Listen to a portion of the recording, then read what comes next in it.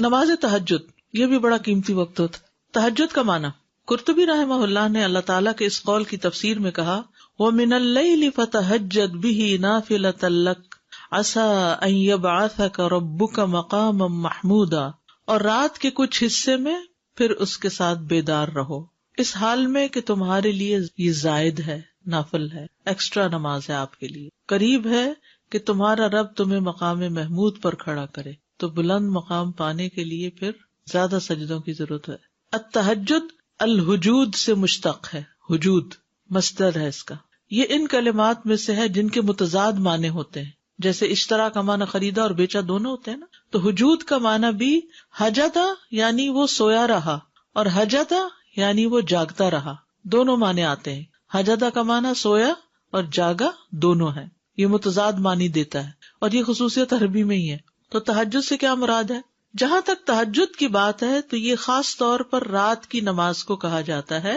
بعض لوگوں نے اس کی قید یہ بیان کی ہے کہ رات کو سو جانے کے بعد دوبارہ اٹھ کر نماز ادا کرنا تہجد کہلاتا ہے. یعنی حجدہ کا معنی سویا اور حجدہ معنی جاگا، یعنی سو کے جاگ کر جو نماز پڑھی جاتی ہے وہ تہجد کہلاتی ہے. ٹھیک. قیام اللیل، اب ایک ہے قیام اللیل اور ایک ہے تہجد اور ایک ہے تراویح.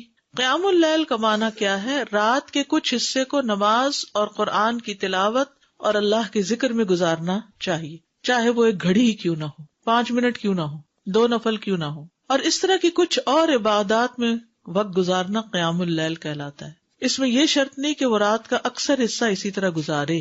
یاد رکھیے یہ بڑی خوشخبری ہے، جو لوگ تھوڑی دیر بھی اسپیئر کر سکتے ہیں. اور آج کل ماشاءاللہ یہاں کی راتیں ہی راتیں ہیں. تو اس میں یعنی کہ اتنی دیر سے جب فجر ہو رہی ہو تو اس سے پہلے کسی بھی وقت آدھا گھنٹہ پہلے بھی اگر انسان اٹھ جاتا ہے تو اس چیز کو کر سکتا ہے. مراقل فلاح میں آیا قیام اللیل کا معنی رات کا بڑا حصہ اللہ کی اطاعت میں مشغول ہو کے گزارنا. یعنی یہ بھی رائے ہے. اور کہا جاتا ہے کہ ایک گھڑی وہ قرآن پڑھے یا تسبیح سنے یا تسبیح کرے یا نبی صلی اللہ علیہ وسلم پر درود بھیجے. کچھ لوگ ایسے ہوتے ہیں کہ ان کو صبح جلدی کام پہ جانا ہوتا ہے، ان کے پاس وقت نہیں ہوتا، تو کام پہ جاتے ہوئے بھی راستے میں خوب اللہ کا ذکر کرتے جائیں، تلاوت کرتے جائیں یا سنتے جائیں. ٹھیک ہے، تو وہ اس سعادت کو پا لیں گے جو رات کے وقت اللہ کی عبادت کی ہے. قیام اللیل کے معنی میں عمومیت ہے، یعنی کھڑا ہونا ہی مراد نہیں ہے بلکہ رات کو جاگ کے عبادت کرنا ہے. قیام اللیل تہجد کے معنی کی نسبت زیادہ عام اور شامل ہے، یعنی اس میں سب کچھ شامل ہے. قیام اللیل میں سب کچھ شامل ہے. اس میں وہ نماز بھی شامل ہے جو نیند سے پہلے کی اور جو سو کر اٹھنے کے بعد ادا کی جائے. یعنی قیام اللیل میں ضروری نہیں کہ آپ سو کے اٹھیں تو ہی آپ قیام اللیل کر سکتے ہیں. رمضان میں جو آپ سوئے بغیر تراویح پڑھتے ہیں وہ بھی قیام اللیل ہی ہوتا ہے. لیکن ہم عام طور پر قیام اللیل کس کو سمجھتے ہیں؟ وہ آخری حصے میں جو نماز رات مسجد میں رک کے پڑھتے ہیں وہ قیام اللیل ہوتا ہے. جبکہ تہجد کی نماز کے ساتھ خاص ہے. اس کے بارے میں 2 قول ہیں. پہلا قول، رات کی مطلق نماز کو تہجد کہا جاتا ہے. اکثر فقہا کا یہ خیال ہے، یعنی رات کے کسی حصے میں بھی پڑھ لیں، عشاء کے بعد چند نفل اور پڑھ لیں، درمیان میں پڑھ لیں، جو لوگ رات بھر جاگتے رہتے ہیں وہ سونے سے پہلے پڑھ لیں یا سو کے اٹھ کے پڑھ لیں، سب تہجد ہی کہلائے گا. دوسرا قول یہ کہ کچھ دیر سونے کے بعد اٹھنا جو ہے وہ تہجد کہلاتا ہے. یعنی معنی میں اختلاف ہے لیکن اصل بات تو ایک ہی ہے نا، اور وہ کیا ہے؟ رات کی نماز. ٹھیک ہے، قیام اللیل کیا ہے؟ رات کی نماز، تسبیح، قرآن کا پڑھنا. تہجد، قیام اللیل، تراویح میں فرق، یہ تو اتنا ایشو رہتا ہے کچھ نہ پوچھے. ابن باز رحمہ اللہ سے پوچھا گیا کہ نماز تراویح، قیام اللیل اور تہجد میں کیا فرق ہے، آپ ہمیں فتویٰ دیں، اللہ آپ کو اجر دے. تو انہوں نے جواب دیا کہ رات کی نماز کو تہجد بھی کہا جاتا ہے اور قیام اللیل بھی کہا جاتا ہے. کیا کہا؟ رات کی نماز کو تہجد بھی کہا جاتا ہے اور قیام اللیل بھی کہا جاتا ہے. جہاں تک تراویح کا تعلق ہے تو علماء کے نزدیک یہ رمضان کی راتوں کے اول حصے میں کیے جانے والے قیام اللیل پر بولا جاتا ہے. عشاء کے بعد جو پڑھتے ہیں اس کو تراویح کہتے ہیں. اس کے ساتھ ساتھ اس بات کا بھی خیال رکھا جاتا ہے کہ یہ نماز ہلکی پڑھائی جائے اور لمبی نہ کی جائے، یعنی یہ تراویح کی خاص خصوصیت ہے. اور اس کو تہجد کا نام دینا بھی جائز ہے. اس کو قیام اللیل کا نام بھی دیا جا سکتا ہے، اس میں کوئی حرج کی بات نہیں. یعنی بیسیکلی جس وقت جو بھی پڑھے، رات کو جو عبادت کریں گے وہ قیام اللیل بھی کہلاتی ہے، وہ تہجد بھی کہلاتی ہے اور تراویح بھی. خصوصاً اول رات میں تراویح ہوتی ہے. تراویح رمضان کے لیے اسپیسیفک ہے. اچھا، یہ تراویح بھی لفظ جو ہے نا بعد کی پیداوار ہے. نبی صلی اللہ علیہ وسلم کے زمانے میں کوئی تراویح نہیں تھی، قیام اللیل ہی تھا. یہ ہے قیام اللیل. قم اللیل نبی صلی اللہ علیہ وسلم کو خطاب ہے، اے کپڑے میں لپٹنے والے، رات کو قیام کرو مگر تھوڑا، آدھی رات قیام کرو یا اس سے تھوڑا سا کم کر لو یا اس سے زیادہ کر لو، اور قرآن کو خوب ٹھہر ٹھہر کر پڑھو، ٹھہر ٹھہر کر پڑھنا، جلدی نہیں۔ وَمِنَ اللَّيْلِ فَاسْجُدْ لَهُ وَسَبِّحْهُ لَيْلًا طَوِيلًا، سورۃ الدہر میں آتا ہے، اور رات کے کچھ حصے میں پھر اس کے لیے سجدہ کرو اور لمبی رات تک اس کی تسبیح کیا کرو۔ سورۃ بنی اسرائیل میں ہے، وَمِنَ اللَّيْلِ فَتَہَجَّدْ بِهِ نَافِلَةً لَكَ عَسَىٰ أَن يَبْعَثَكَ رَبُّكَ مَقَامًا مَحْمُودًا، اور رات کو آپ تہجد کی نماز ادا کیجیے، یہ آپ کے لیے زائد نماز ہے، یعنی باقیوں کے لیے 5 ہے اور آپ کے لیے یہ چھٹی۔ عین ممکن ہے کہ آپ کا رب آپ کو مقام محمود پر فائز کر دے۔ آغاز میں تہجد فرض تھی۔ زرارہ سے روایت ہے کہ سعد بن ہشام بن عامر کہتے ہیں کہ میں نے عائشہ رضی اللہ عنہا سے کہا، مجھے رسول اللہ صلی اللہ علیہ وسلم کی رات کے قیام کے بارے میں خبر دیں، تو انہوں نے کہا، کیا تم یا ایھا المزمل نہیں پڑھتے؟ میں نے کہا کیوں نہیں؟ انہوں نے کہا، بے شک اللہ عز و جل نے اس سورت کے آغاز میں رات کا قیام فرض قرار دیا تو اللہ کے نبی صلی اللہ علیہ وسلم اور آپ کے ساتھیوں نے سال بھر قیام کیا، اور اللہ نے اس سورت کی آخری آیت 12 ماہ تک آسمان پر روکے رکھی، یہاں تک کہ اللہ نے سورت کے آخر میں تخفیف کا حکم نازل فرمایا تو رات کا قیام فرض ہونے کے بعد نفل میں تبدیل ہو گیا۔ اس نے جان لیا کہ تم ہرگز اس کی طاقت نہیں رکھو گے، سو اس نے تم پر مہربانی فرمائی، تو قرآن میں سے جو میسر ہو پڑھو، چھوٹی سورت بڑی سورت جتنا بھی۔ اس نے جان لیا کہ یقیناً تم میں سے کچھ بیمار ہوں گے، کچھ دوسرے زمین میں سفر کریں گے، اللہ کا فضل تلاش کریں گے، بزنس ٹرپس، اور کچھ دوسرے اللہ کی راہ میں لڑیں گے، بس اس میں سے جو میسر ہو پڑھو، اور نماز قائم رکھو، اور زکوٰۃ دو، اور اللہ کو قرض دو، اچھا قرض دینا، اور جو نیکی بھی تم اپنی جانوں کے لیے آگے بھیجو گے اسے اللہ کے ہاں پاؤ گے کہ وہ بہتر اور ثواب میں کہیں بڑی ہے۔ نبی صلی اللہ علیہ وسلم کا اس تخفیف کو جاری رکھنا۔ حضرت عائشہ سے روایت ہے، کہتی ہیں کہ رسول اللہ صلی اللہ علیہ وسلم آدھی رات کو گھر سے نکلے اور مسجد میں نماز پڑھی، کچھ لوگوں نے بھی آپ کی نماز کے ساتھ نماز ادا کی۔ صبح کو لوگوں نے اس بارے میں بات چیت کی، چنانچہ دوسری رات لوگ پہلے سے زیادہ جمع ہو گئے۔ رسول اللہ صلی اللہ علیہ وسلم دوسری رات بھی باہر تشریف لائے اور لوگوں نے آپ کی نماز کے ساتھ نماز پڑھی، لوگ صبح اس کا تذکرہ کرتے رہے۔ تیسری رات مسجد میں آنے والے اور زیادہ ہو گئے، آپ باہر تشریف لائے اور لوگوں نے آپ کی نماز کے ساتھ نماز پڑھی۔ جب چوتھی رات ہوئی تو مسجد نمازیوں کے لیے تنگ ہو گئی اور رسول اللہ صلی اللہ علیہ وسلم نکل کر ان کے پاس تشریف نہ لائے، تو ان میں سے کچھ لوگوں نے نماز پکارنا شروع کر دیا، لیکن رسول اللہ صلی اللہ علیہ وسلم باہر ان کے پاس تشریف نہ لائے، حتیٰ کہ آپ فجر کی نماز کے لیے تشریف لائے۔ پھر جب فجر کی نماز پوری کر لی تو لوگوں کی طرف متوجہ ہوئے، پھر شہادتین پڑھ کر فرمائے خطبہ دیا، اما بعد، آج رات تمہارا حال مجھ سے مخفی نہ تھا، یعنی مجھے پتا تھا تم انتظار کر رہے ہو، لیکن مجھے ڈر ہوا کہ رات کی نماز تم پر فرض نہ کر دی جائے، پھر تم اس کی ادائیگی سے عاجز آ جاؤ، تو اس لیے میں نہیں نکلا۔ کتنا خیال تھا کہ امت مشقت میں نہ پڑے، ورنہ اس وقت کے لوگوں کی تو ہمتیں اور تھی، شوق میں وہ پڑھ لیتے اور پھر ہم سب پر بھی ایک ذمہ داری عائد ہو جاتی۔ کئی لوگ کہتے ہیں نا، کیا تراویح پڑھے ہیں؟ ضروری ہے تراویح پڑھنا، اور یہ جماعت سے کیوں پڑھتے ہیں آپ لوگ؟ نبی صلی اللہ علیہ وسلم تو اپنے نفل اکیلے پڑھتے تھے۔ بھئی یہ 3 دن جو پڑھایا، یہ اس وجہ سے پڑھایا تاکہ جماعت سے پڑھنے کا بھی ایک جواز ہو۔ ایک خاتون بہت پریشان میرے پاس آئی اور ماشاءاللہ بہت پڑھی لکھی سمجھدار خاتون، کہتی میں ساری زندگی تراویح کا اہتمام کرتی رہی ہوں، ریسنٹلی کسی نے مجھے شک میں ڈال دیا کہ جی تراویح کا تو لفظ ہی نہیں ہے قرآن و سنت میں، اور جماعت سے پڑھنے کا کہاں حکم ہے، اور اس قسم کی بہت سی باتیں۔ اتفاق کی بات کہ انہی دنوں میں نے ایک آرٹیکل پڑھا تھا اور ریفرنس تازے مجھے یاد تھے سب، تو میں نے ان کو دکھایا تو وہ سکون میں آ گئی۔ کہتی ہے 3 دن سے میں مسجد ہی نہیں گئی، 3 دن سے، رمضان کا مہینہ تھا یہ 3 دن سے میں نے نماز ہی نہیں پڑھی، کیونکہ کسی نے مجھے شک میں ڈال دیا یہ ہے ہی نہیں۔ آپ نے اس لیے نہیں مسلسل جماعت سے پڑھوائی کہ کہیں لوگوں پہ فرض ہی نہ ہو جائے، یہ رمضان ہی کا موقع تھا۔ اور پھر حضرت عمر رضی اللہ عنہ نے سب کو اس پر اکٹھا کیا، ورنہ کیا ہوتا تھا کوئی کہیں پڑھا رہا ہے، کوئی کہیں پڑھ رہا ہے، کوئی کہیں، تو وہ ایک اجتماعیت کی جو روح ہوتی ہے وہ پھر اس طرح پیدا ہوئی۔ تو اس لیے سب کہتے ہیں بدعت تھی، بدعت نہیں تھی، کیونکہ اس کی دلیل موجود تھی۔ بدعت وہ ہوتی ہے کہ جس کی کوئی دلیل ہی نہیں، یہاں یہ 3 دن پڑھی ہے، یہ کم دلیل ہے، اور پھر آپ نے خود واضح بھی کیا کہ میں اس سے زیادہ اس لیے نہیں کروا رہا کہ یہ فرض نہ ہو جائے تم پر۔ نبی صلی اللہ علیہ وسلم کا تہجد کا خوب اہتمام کرنا۔ نبی صلی اللہ علیہ وسلم نماز تہجد میں اتنا قیام فرماتے کہ آپ کے قدم یا پنڈلیوں پہ ورم آ جاتا تھا، بس جب آپ سے اس کے متعلق کچھ عرض کیا جاتا تو آپ فرماتے کیا میں اللہ کا شکر گزار بندہ نہ بنوں؟ یہ ہے شکرانے کے نفل، کہ آپ تہجد جو پڑھتے تھے اسی کو ہی شکرانہ قرار دیتے، اور لمبا قیام کرتے. ہم جو شکرانے کے نام پہ نفل پڑھتے بھی ہیں تو وہ کیسے پڑھتے ہیں, کتنی جلدی جلدی پڑھتے ہیں. عبداللہ بن عمیر نے حضرت عائشہ سے کہا, رسول اللہ صلی اللہ علیہ وسلم کا کوئی تعجب انگیز عمل جو آپ نے دیکھا وہ بیان کرے. وہ رونے لگی اور کہا, آپ راتوں میں سے ایک رات کو کھڑے ہوئے اور فرمایا, اے عائشہ مجھے چھوڑ دو کہ میں اپنے رب کی عبادت کر لوں. کہتی ہیں میں نے کہا, اللہ کی قسم میں آپ کی قربت کو پسند کرتی ہوں, یعنی میں چاہتی ہوں آپ میرے پاس رہیں, لیکن وہ چیز بھی پسند ہے جو آپ کو خوش کر دے. کہتی ہیں آپ اٹھے, وضو کیا اور نماز کے لیے کھڑے ہو گئے. آپ مسلسل روتے رہے یہاں تک کہ آپ کی گود بھیگ گئی, پھر روئے اور روتے رہے حتیٰ کہ زمین تر ہو گئی. اتنے میں بلال رضی اللہ عنہ نماز فجر کی اطلاع دینے کے لیے آئے. جب انہوں نے آپ کو روتا ہوا پایا تو کہا, اللہ کے رسول آپ اتنا کیوں رو رہے ہیں, حالانکہ اللہ نے آپ کے اگلے پچھلے گناہ معاف کر دیے ہیں. آپ نے فرمایا, کیا میں اللہ کا شکر گزار بندہ نہ بنوں؟ آج رات مجھ پر چند آیات نازل ہوئی, اس آدمی کے لیے ہلاکت ہے جس نے ان کو پڑھا لیکن ان پہ غور و فکر نہیں کیا. اور وہ ہے سورۃ آل عمران کی آخری آیات, ان فی خلق السماوات والارض واختلاف اللیل والنہار. نبی صلی اللہ علیہ وسلم کو تہجد نہ چھوڑنا. اللہ کے نبی جب کوئی نماز پڑھتے تو آپ پسند کرتے کہ اس پر قائم رہیں, اور جب آپ صلی اللہ علیہ وسلم پر نیند یا بیماری غالب آ جاتی اور رات کا قیام نہ کر سکتے تو آپ دن میں 12 رکعتیں پڑھ لیتے. نبی صلی اللہ علیہ وسلم کا گھر والوں کو تہجد کے لیے اٹھانا.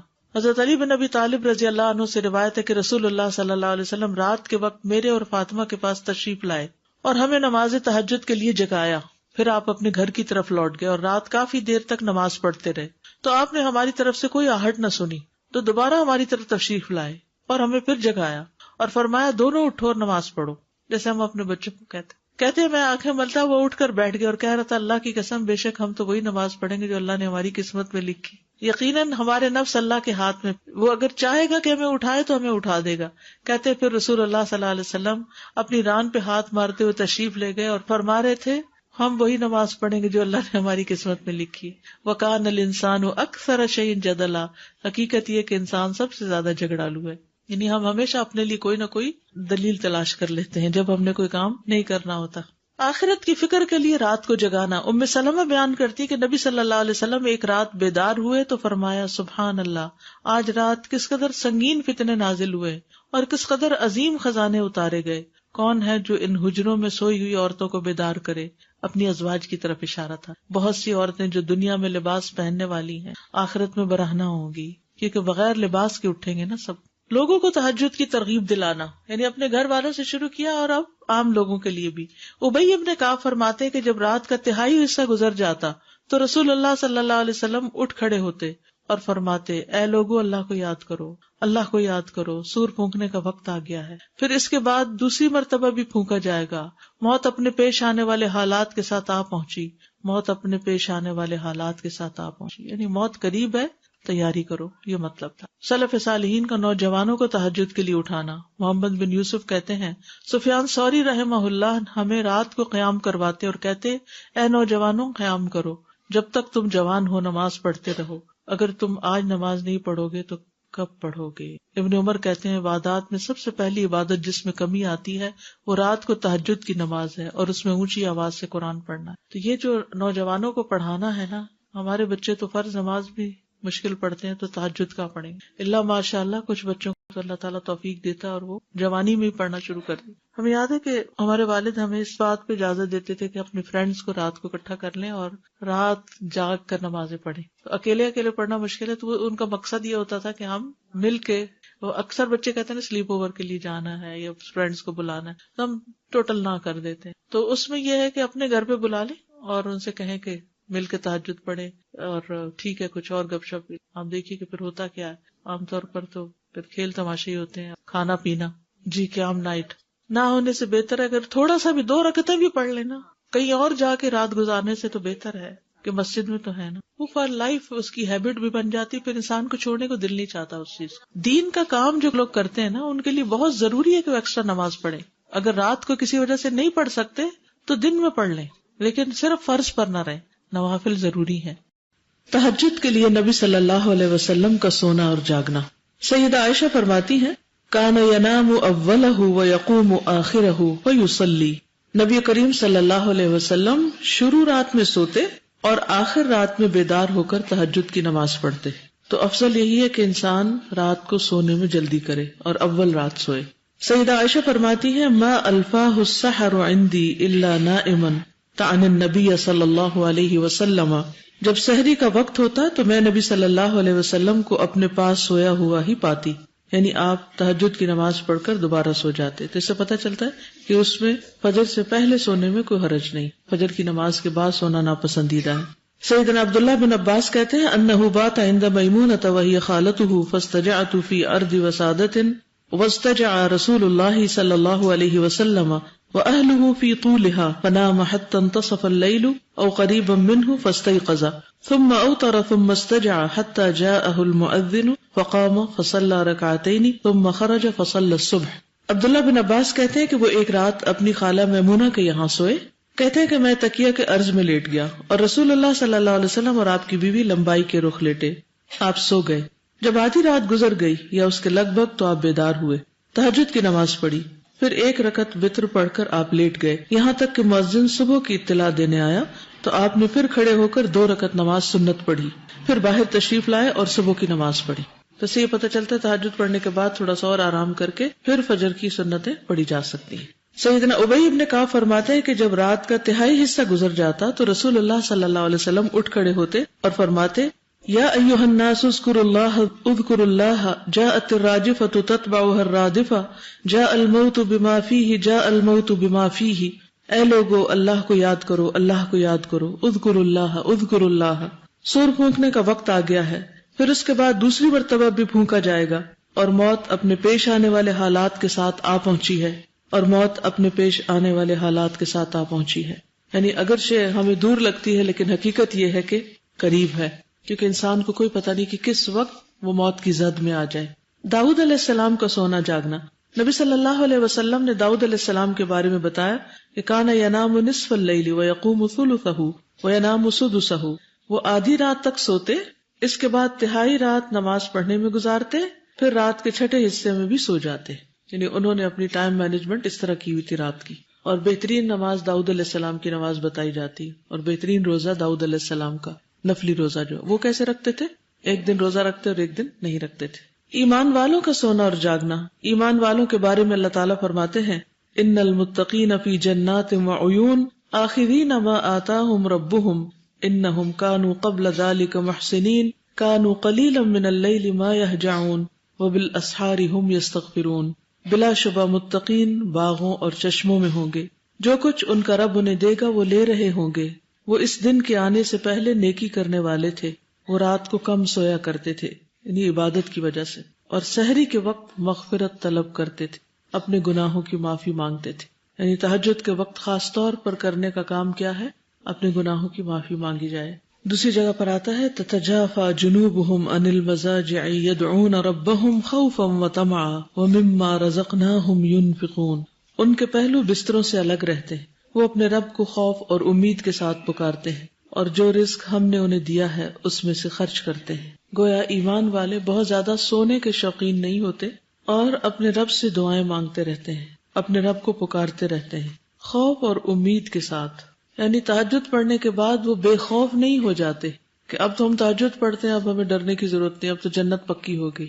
وہ کوئی بھی نیک عمل کر لیں تو اس کے بعد انہیں کسی قسم کا اس عمل پر فخر اور غرور نہیں ہوتا، پھر بھی وہ اپنے رب سے ڈرتے رہتے ہیں. اور اچھے کام کرنے کے بعد انہیں امید بھی ہوتی ہے کہ شاید رب کو یہ نیکی پسند آ جائے اور ہماری بخشش ہو جائے.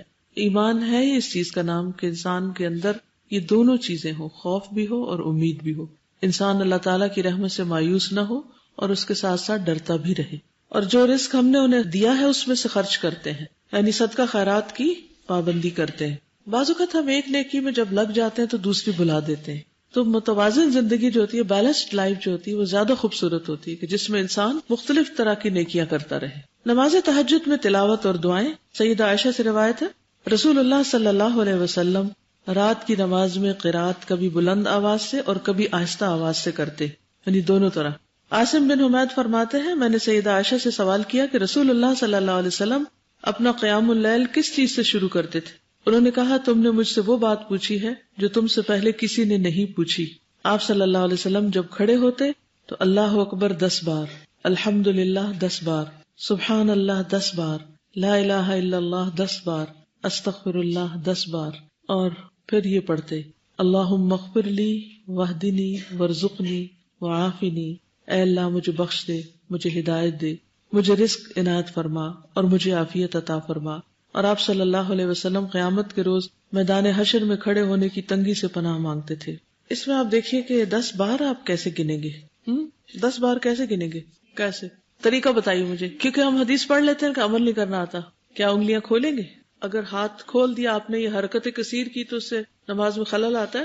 آپ صرف یہ کریں گے، ہاتھ رکھا ہوا ہو اور صرف انگلی پریس کریں، بس، یعنی بغیر کسی حرکت کے، اور صرف ایک ایک انگلی کو پریس کرتے جائیں، ہو جاتا ہے نا بس۔ پھر دوسرے ہاتھ کی تو 10 ہو گئے، یا ایک ہی ہاتھ کو 2 دفعہ۔ بعض اوقات جو لوگ جلدی بھول جاتے ہیں یا زیادہ بھول جاتے ہیں تو وہ مجبوراً دوسرا ہاتھ بھی استعمال کر لیں، ورنہ بہتر یہ کہ دائیں ہاتھ پر ہی دونوں دفعہ گنا جائے۔ ٹھیک، تو اب اس میں آپ کو نہ ہاتھ کھولنا پڑے گا، نہ انگلیاں زیادہ ہلیں گی، اور 10 بار بھی ہوتا جائے گا۔ ٹھیک ہے، چلیے۔ دعائے استفتاح برائے تہجد، یہ بھی دعائے استفتاح ہی ہے۔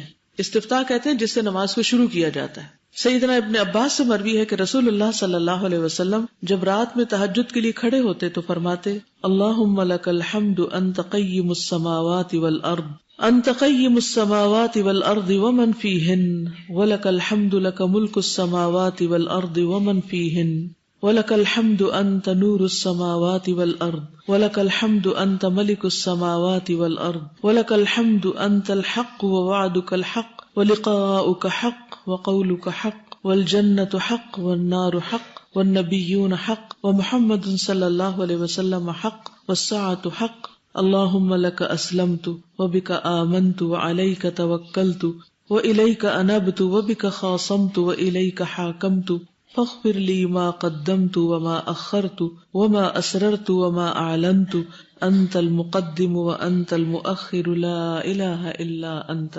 اے اللہ، ہر طرح کی تعریف تیرے ہی لیے ہے، تو آسمانوں اور زمین اور جو کچھ ان دونوں کے درمیان ہے ان کا سنبھالنے والا ہے، اور تیری ہی تعریف ہے۔ آسمانوں اور زمین اور ان کے درمیان کی تمام چیزوں پر حکومت تیرے ہی لیے ہے، اور تیری ہی تعریف ہے۔ تو نور ہے آسمانوں اور زمین کا، اور تیری ہی تعریف ہے۔ تو بادشاہ ہے آسمانوں اور زمین کا، اور تیری ہی تعریف ہے۔ تو سچا ہے اور تیرا وعدہ سچا ہے، اور تیری ملاقات برحق ہے، اور تیری بات سچی ہے، اور جنت برحق ہے اور دوزخ برحق ہے، اور تمام پیغمبر سچے ہیں، اور محمد صلی اللہ علیہ وسلم سچے ہیں، اور قیامت برحق ہے۔ اے اللہ، میں تیرا فرما بردار ہوں، میں تجھ پر ایمان لایا ہوں، اور میں نے تجھ پر بھروسہ کیا ہے، اور میں تیری ہی طرف رجوع کرتا ہوں، اور تیری ہی مدد سے مخالفین کے ساتھ جھگڑتا ہوں، اور تجھی سے فیصلہ چاہتا ہوں۔ تو میرے اگلے پچھلے پوشیدہ اور ظاہر گناہوں کو معاف فرما دے۔ تو ہی آگے کرنے والا اور پیچھے رکھنے والا ہے، کوئی معبود نہیں مگر تو ہی ہے۔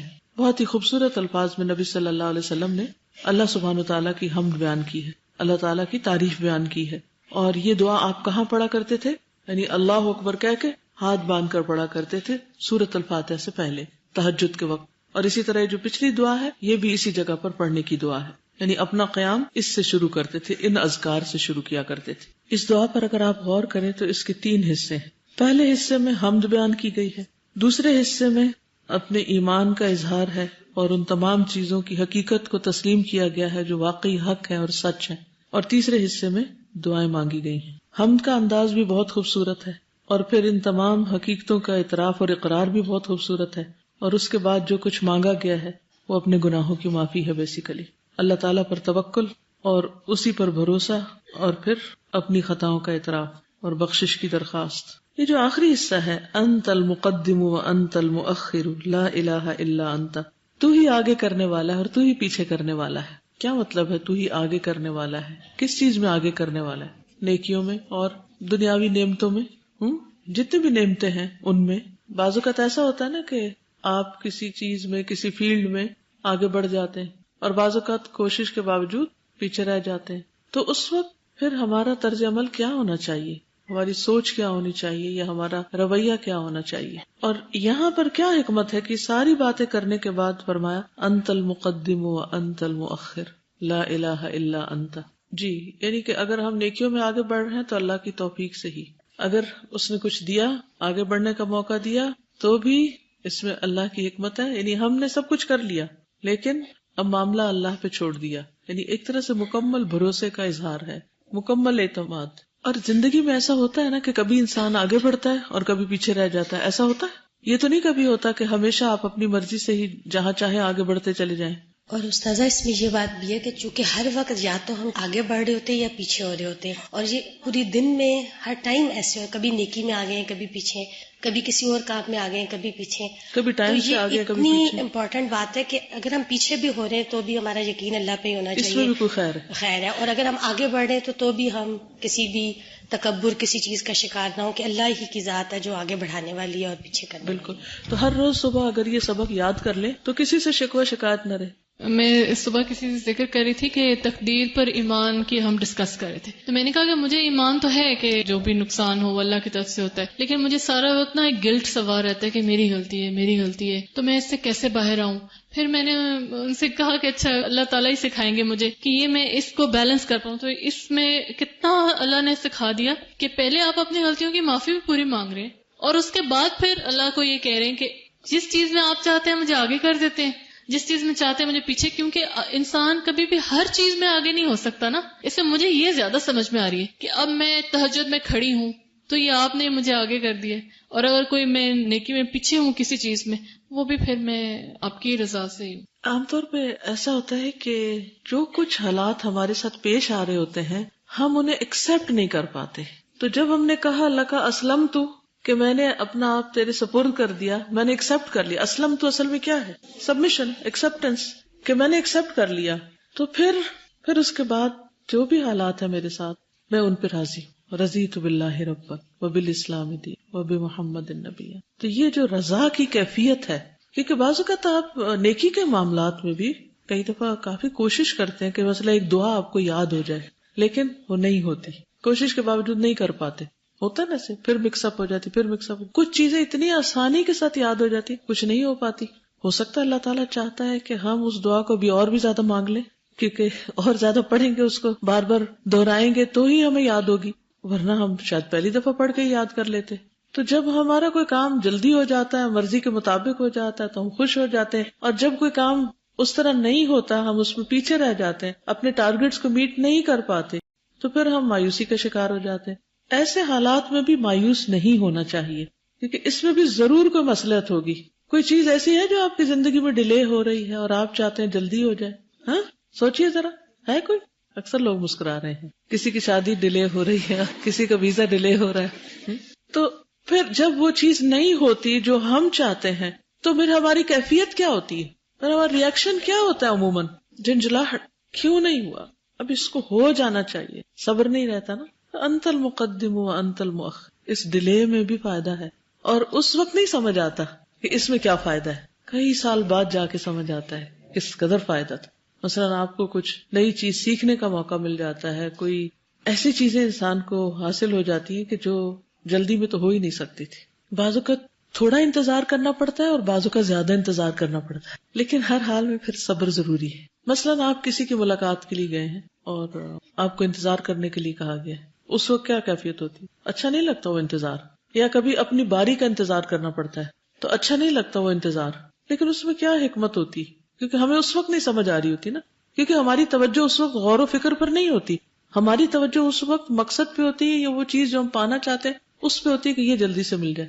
اور آپ نے دیکھا ہوگا کہ بہت ساری چیزیں اگر زندگی میں قبل از وقت ہونے لگے، وقت سے پہلے انسان کو مل جائے تو وہ انسان کے لیے نقصان دہ ہو جاتی ہے. ہم نے تو اپنے لیے سوچا ہوتا ہے کوئی نیکی یا کوئی اچھائی یا کوئی ہم یہ کریں گے، لیکن اللہ تعالیٰ ہمیں ڈفرینٹ حالات میں رکھ کے کچھ اور طرح سے تربیت کرنا چاہ رہے ہوتے ہیں. بالکل. اور وہ کچھ حالات واقعات ایسے پیش آتے ہیں کہ جس کی وجہ سے ہم زیادہ سیکھ لیتے ہیں، پھر اس کے بعد وہ چیز حاصل زیادہ بہتر طور پر پھر ہینڈل بھی کر سکتے ہیں اس کو. استاذہ مجھے ایسے لگ رہا تھا کہ یہ جو آخری حصہ ہے نا، یہ اس سے تھوڑا سا جو پچھلا ہے نا اس کے ساتھ لنکڈ ہے، یعنی جس میں ہم کہتے ہیں کہ میں تجھ پہ ایمان لایا، تجھ پہ بھروسہ کیا، میں تیری ہی طرف رجوع کرتا ہوں، تیری ہی مدد سے مخالفین کے ساتھ جھگڑتا ہوں، اور پھر تجھ ہی سے فیصلہ چاہتا ہوں. یعنی اپنی تمام چیزیں اس کے حوالے کیا.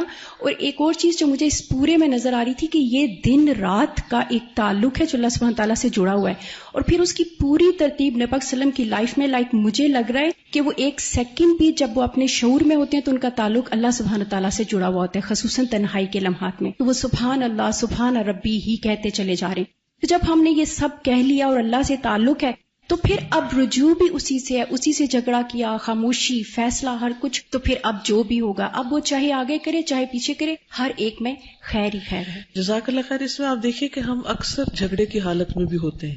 کبھی اپنے سے جھگڑ رہے ہوتے ہیں، کبھی دوسروں سے. کبھی آپ کا ہوا کسی سے جھگڑا؟ بہت ہوتا ہے، ہر روز کوئی نہ کوئی. کبھی بچوں سے جھگڑ رہے ہوتے ہیں، کبھی بڑوں سے، کبھی دوستوں سے، کبھی کسی سے. جھگڑا چلتا رہتا ہے نا. تو اس میں کیا ہے کہ وبے کا خاصم تو و الیک حاکم تو فاغفر لی ما قدمت وما اخرت. کیونکہ جھگڑے میں ہم اپنے آپ ہی کو حق پر سمجھتے ہیں اور ہم سمجھتے ہیں ہمارے ساتھ زیادتی ہو رہی ہے. فاغفر لی ما قدمت وما اخرت. ایون تو اگر ہمارے ساتھ بھی ہو رہی ہے تو بھی بخشش مسائل کا حل ہے. جب کسی بھی کام میں رکاوٹ آئے تو صرف لڑائی جھگڑے سے وہ حل نہیں ہوتی، اللہ کی طرف رجوع کرنے کی ضرورت ہوتی.